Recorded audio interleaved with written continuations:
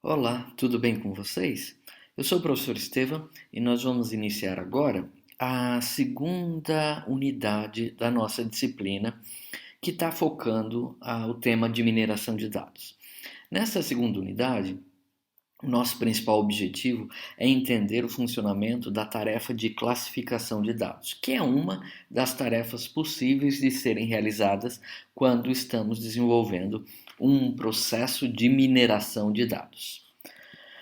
Relembrando as etapas da mineração de dados que vimos na nossa primeira unidade, eu havia dito para vocês que na primeira parte do processo, que envolve essas várias etapas que temos aqui, é onde se tinha a preparação dos dados e foi aquilo que a gente gastou mais tempo no vídeo da última unidade. Naquela unidade, a unidade 1, nós também gastamos algum tempo falando da terceira etapa, que é essa de visualização de dados, e eu disse para vocês que a etapa principal, mineração ou aprendizado, que é onde a gente realiza a extração do conhecimento, ficaria para a sequência das aulas. Então hoje nós vamos começar a atacar esta etapa aqui, que é a etapa onde a gente quer, na verdade, extrair conhecimentos e encontrar padrões que estão disponíveis nos textos, nos dados que a gente vai minerar. Com base nisso, a gente pode dizer que a etapa de extração de conhecimento é muito focada ou tem como base principal algoritmos de aprendizado de máquina. Estes algoritmos, na verdade, foram criados não necessariamente para serem trabalhados na mineração de dados, mas foram eles que conseguiram trazer para esta área resultados efetivos na extração de conhecimento. Com base na definição dada no livro de Mitchell de 1997, esse é um livro que consta na nossa bibliografia complementar. A gente pode dizer que um programa de computador aprende a partir de uma dada experiência E, com respeito a uma dada classe de tarefas T e com uma medida de desempenho P, se o seu desempenho P naquela tarefa T, consegue melhorar a partir da utilização da experiência E no processo. Em outras palavras, o que essa definição diz é: se eu tenho um programa que consegue estar exposto a um conjunto de experiência, certo? E usa essa experiência para realizar uma determinada tarefa e melhora o desempenho na realização daquela tarefa por conta de ter se utilizado da experiência, a gente diz que esse programa de computador é um programa que aprende. Então, daí vem a ideia do aprendizado de máquina, certo?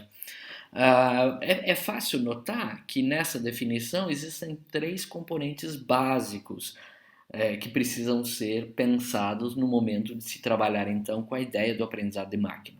O primeiro é a tarefa a ser realizada.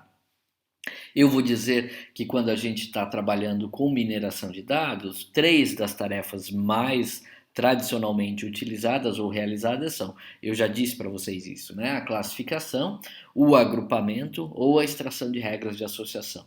Nesta unidade número 2 que nós estamos vendo agora, a tarefa que normalmente a gente vai ver é a tarefa de classificação, certo? E eu posso pensar então que eu vou utilizar algoritmos ou métodos de aprendizado de máquina numa tarefa de classificação. Nós vamos ver daqui a pouco com um pouco mais de detalhe, mas a tarefa de classificação, na verdade, se resume em, dado um conjunto de experiências, aprender a classificar um dado objeto como pertencendo a alguma das classes possíveis, né? Eu posso, por exemplo, ter a ideia ou a tarefa de classificação vinculada a classificar um cliente como sendo um bom cliente ou um mau cliente, numa base de dados de uma empresa ou de uma loja ou algo assim. Tá? O segundo componente a ser trabalhado é a fonte da experiência. Normalmente, quando a gente trabalha com mineração de dados, essas fontes ou esta fonte de experiências é o arquivo, o banco de dados que a gente tem. Tá? E, inclusive, uma definição tradicional é que a mineração de dados é a aplicação de algoritmos ou de métodos de aprendizado de máquina para quanto a fonte da experiência vem de bancos de dados. Por isso, mineração de dados. Vocês vão ouvir e já devem ter ouvido por aí muita gente falar e até visto em websites e coisas assim, que existem além da mineração de dados, a mineração web, a mineração de textos, a mineração de grafos. Todas essas outras áreas poderiam ser vistas como a aplicação do aprendizado de máquina para descoberta ou extração de conhecimento em dados que estão em outros formatos que não num banco de dados tradicional. Então, se os dados que eu vou usar, se a fonte de experiência que eu vou usar para o meu algoritmo aprender é texto, o pessoal chama esse processo de mineração de texto. Se a fonte da experiência é a web, muita gente chama isso de mineração web. Se a fonte da experiência é um banco de dados tradicional, então o pessoal chama isso de mineração de dados. Essa é uma das nomenclaturas ou uma das abordagens mais tradicionais aí para a gente definir e tentar diferenciar o que é mineração de dados, mineração web, mineração de texto e assim por diante. Tá?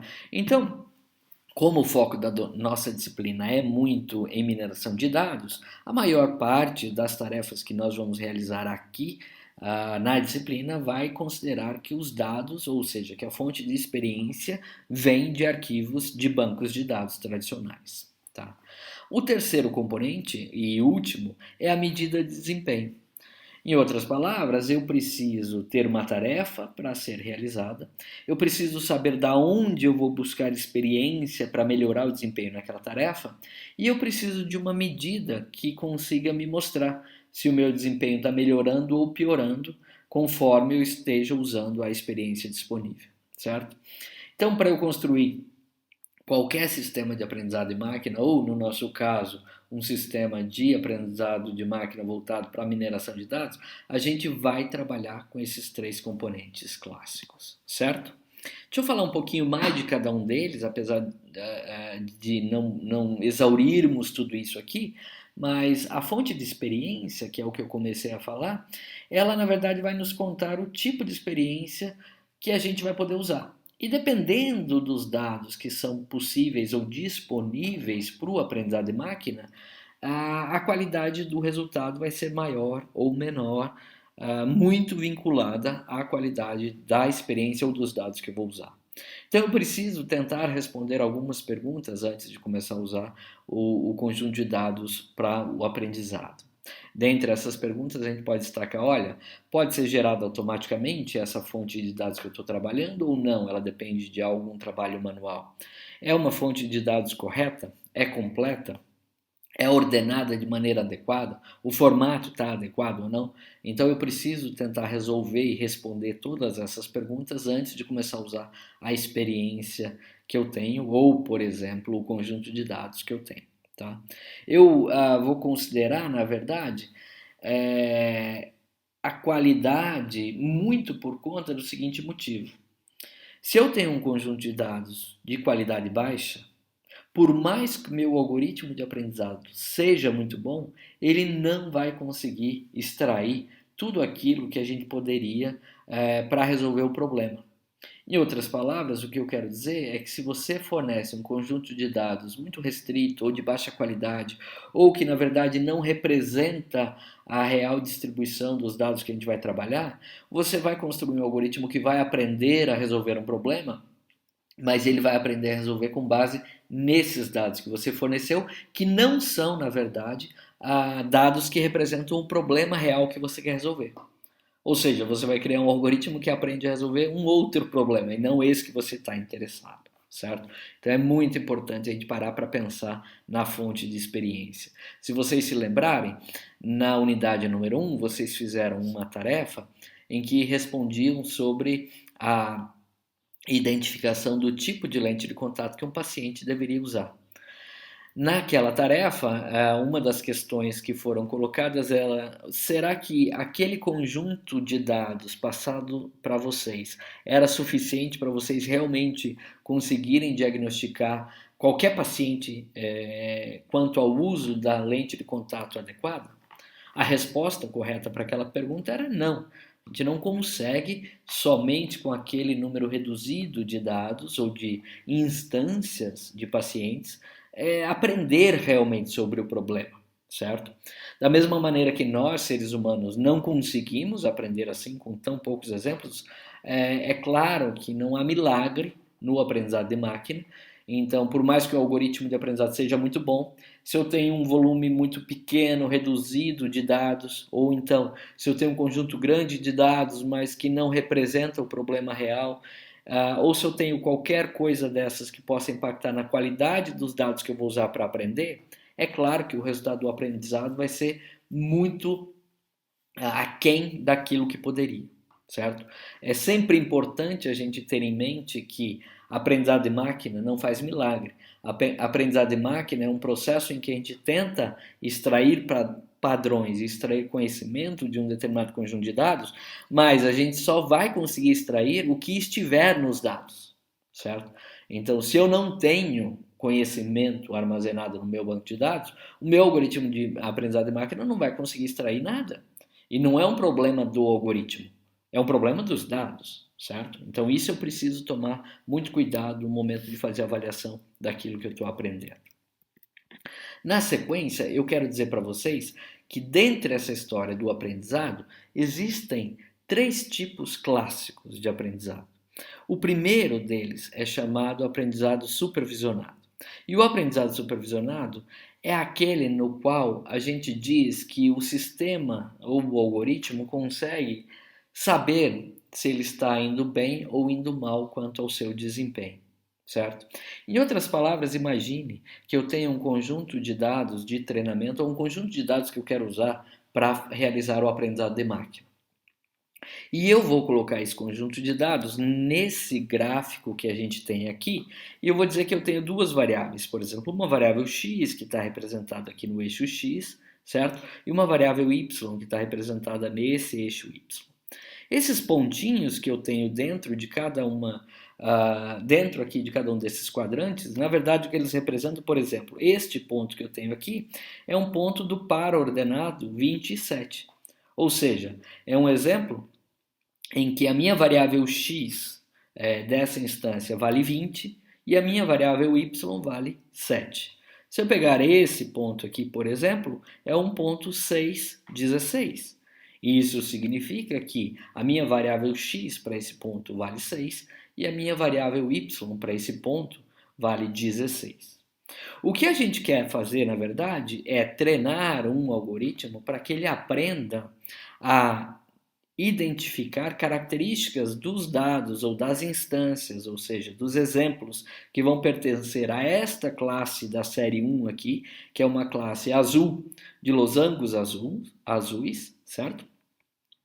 E outra classe que eu vou ter aqui, que é a classe da série 2, que é uma classe de quadrados vermelhos. Em outras palavras, eu vou ter um conjunto de dados que envolvem dados ou exemplos da série 1 azul e da série 2 vermelha. Eu quero que o meu algoritmo aprenda isso e crie para mim uma regra que me deixe identificar como é que eu separo essas duas classes. Então, eu posso ter um algoritmo que crie, por exemplo, esta reta aqui e diga, olha, se o exemplo que eu quero classificar estiver à esquerda desta reta, então este exemplo é da classe azul. E se ele estiver à direita dessa reta, ele é um exemplo da classe vermelha. Posso ter um outro classificador, né, um outro resultado do algoritmo que me diga assim, não.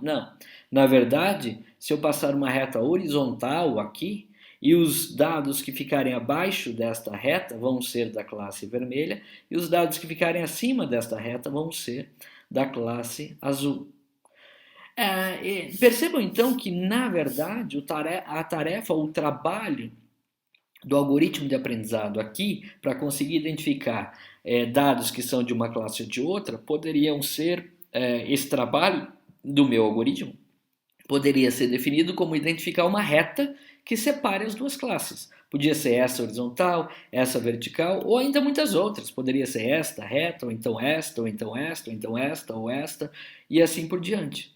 Percebam então que no aprendizado supervisionado, eu conheço as classes, eu tenho exemplos de dados que pertencem a uma classe, eu tenho exemplos de dados que pertencem a outra classe, e o objetivo do algoritmo é identificar como ele poderia separar essas duas classes, de modo que quando se chegasse um novo exemplo, ele soubesse, olha, esse exemplo aqui é novo, ninguém me disse a qual classe pertence, mas eu, pela característica dele, vou dizer que é da classe 1 ou classe 2.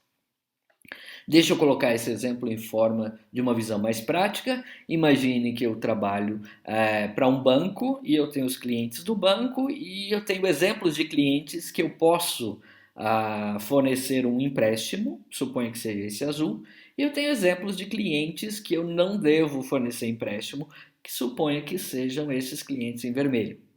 Quando eu executo um algoritmo de aprendizado de máquina, uma mineração de dados numa tarefa de classificação aqui, eu estou querendo, na verdade, identificar um modelo, que pode ser uma reta, por exemplo. Um modelo que crie uma regra e que, à medida em que cheguem novos clientes do banco e que não foram analisados ainda pelos meus especialistas humanos, como sendo clientes, olha, pode fornecer empréstimo a esse cliente ou não, é melhor não fornecer. Então não houve ainda essa análise humana, o meu algoritmo vai, com base nas características dos clientes antigos, dizer, olha, se esse exemplo de cliente novo cair mais nessa área aqui, significa que você não deve dar empréstimo a ele. E se cair mais nesta área aqui, significa que você pode. Se o problema for um problema bem simples de resolver, e a gente normalmente chama esses problemas simples de resolver de problemas linearmente separáveis, em outras palavras, é um problema em que se você passar uma reta, você consegue separar uma classe da outra, então a sua tarefa de aprendizado aqui vai poder ser, por exemplo, identificar qual é a melhor reta para separar os clientes bons dos clientes maus desse meu conjunto de dados. Percebam então que uma reta que eu passe aqui, por exemplo, eu perceberia que esta reta não é uma boa, porque se eu passar uma reta horizontal aqui assim e disser, olha, os clientes que caírem à direita vão poder ser da classe 1 ou da classe 2, então isso não é bom, certo? Então eu tenho que ficar procurando retas ou padrões aqui que consigam diferenciar e separar as duas classes que eu tenho. Esse aprendizado supervisionado é tradicionalmente usado na tarefa de classificação de mineração de dados, certo? Que é a primeira tarefa que nós vamos ver nessa disciplina e é a tarefa onde que a gente vai focar nessa unidade 2, tá? Nas próximas unidades, a gente ainda vai falar também de outros tipos de aprendizado, que podem ser o não supervisionado, e nesse caso, a diferença está em que você recebe um conjunto de dados para tentar extrair conhecimento, mas ninguém diz para você se existe uma separação em classes diferentes ou não. Faz de conta, por exemplo, que você receba todos esses dados e todos eles são azuis e losangos. E você não sabe se eles pertencem todos a uma mesma classe ou não. Então o seu algoritmo vai ter como tarefa tentar identificar grupos aqui que sejam homogêneos e digam, olha, eu não sei a que classe pertence esses dados aqui, eu também não sei a que classe pertencem estes dados aqui, mas eu sei que eles estão em grupos diferentes. Se eu tentar identificar, esses aqui formam um grupo e aqueles outros. A ideia no aprendizado não supervisionado, então, é que você não sabe qual é o rótulo de cada exemplo, ou seja, você não sabe a classe, você não sabe, por exemplo, se o cliente é bom ou ruim, você sabe que esses clientes aqui são mais parecidos entre si e esses aqui são mais parecidos entre si, mas eu não sei o que isso significa. E o que eu procuro são grupos, então, que consigam separar esses clientes de maneira adequada. E esses grupos, na verdade, podem ser vários, não existe um único grupo que consiga separar os clientes, e a busca, então, no aprendizado não supervisionado é identificar qual é o melhor grupo possível para se trabalhar. Existe um terceiro e último tipo de aprendizado que une as duas coisas. É o que a gente chama de aprendizado semi-supervisionado. Nesse aprendizado semi-supervisionado, você recebe inicialmente um conjunto de dados em que parte dos dados está classificado, está rotulado. Como, por exemplo, aqui você tem alguns dados vermelhos, alguns dados azuis, que representam uma série 1 ou série 2, ou seja, classe 1, classe 2. E você tem dados verdinhos aqui que são chamados não rotulados. Mas você quer usar todos eles para treinar o seu algoritmo, ou seja, para extrair conhecimento. Então, o que você pode fazer é usar um pouco do aprendizado supervisionado e um pouco do não supervisionado e tentar, então, por exemplo, iniciar traçando uma reta aqui que separa dois grupos que podem ter sido, essa reta pode ter sido criada com base nesses dados que têm rótulos vermelhos e azuis, tá? E aí, com base nisso, eu posso tentar identificar dados que antes não tinham rótulos, estavam verdinhos, mas que usando essa reta eu posso dizer, olha, esse aqui é vermelho e esse é azul. E com isso eu vou aumentando a quantidade de dados rotulados e diminuindo a possibilidade de retas que possam ser usadas. Então, quando eu tenho só esses dois rotulados, ainda tem várias retas que eu posso usar, mas a partir do momento que eu começo a rotular mais, então eu aplico e vejo que esse aqui tem que ser vermelho e aplico que aquele lá tem que ser azul, então o número aquelas retas todas que eu podia aplicar aqui já não valem mais. Então eu começo a restringir o número de retas, por exemplo, aqui, que poderiam ser usadas para dividir ou separar os dados que têm rótulos nesse exemplo. E continuo fazendo isso, certo? E à medida em que eu mais faço isso, mais restrições eu começo a trazer para as possíveis retas a serem usadas para dividir os seus dados. Aqui vale um comentário, eu já disse isso, mas é muito importante reforçar. Nem sempre aquilo que você vai usar para separar os seus dados, para dividir em grupos ou para classificar, são retas, né? As retas são, na verdade, uma das formas mais simplistas que a gente tem para tentar classificar os nossos dados, né? E quando uma reta é suficiente para realizar essa classificação, a gente diz que a gente está trabalhando com problemas linearmente separáveis. E na prática nem sempre isso é assim. Mas a gente vê com um pouco mais de calma essa história na sequência do nosso trabalho e desenvolvimento da disciplina, certo?